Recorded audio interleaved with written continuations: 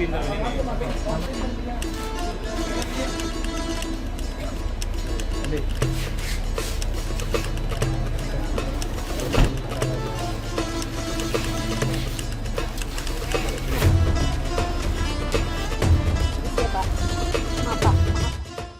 masifnya edukasi yang dilakukan petugas haji, tingkat kepatuhan jemaah terhadap ketentuan barang bawaan penerbangan kini semakin baik.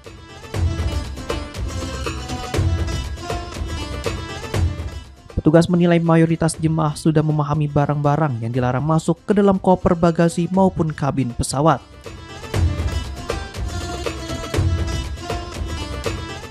Namun dalam pemeriksaan yang dilakukan menjelang keberangkatan, petugas masih menemukan botol air Zam-Zam yang disimpan di dalam koper bagasi.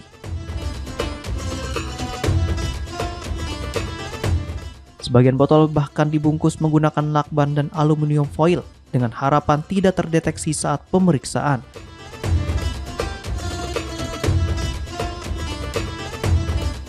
Namun upaya tersebut tetap tidak berhasil. Mesin X-ray yang digunakan petugas mampu mendeteksi cairan dan barang terlarang meskipun telah dibungkus berlapis-lapis. Setiap koper yang terindikasi membawa barang terlarang akan dibongkar untuk dilakukan pemeriksaan lebih lanjut.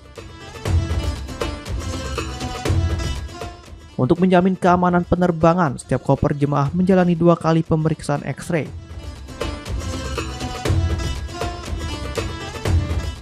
Jadi meskipun koper jemaah lolos pemeriksaan pertama, barang terlarang masih dapat terdeteksi pada pemeriksaan berikutnya.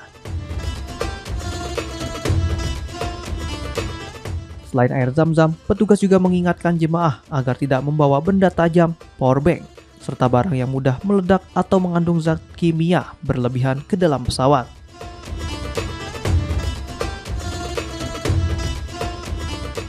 Setiap jemaah hanya diperbolehkan membawa 1 koper kabin dan 1 tas paspor ke dalam pesawat.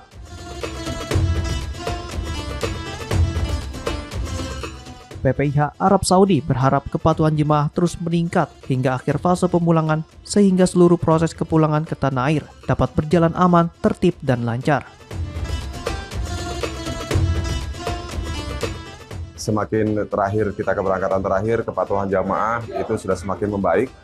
Jadi sosialisasi yang kita sampaikan itu sudah sampai ke jamaah terkait dengan barang bawaan yang dilarang dari maskapai, yaitu berupa Zam-Zam, mungkin dari powerbank dan sebagainya, itu sudah semakin membaik. Ditemukan di gudang itu terkait dengan air Zam-Zam ada beberapa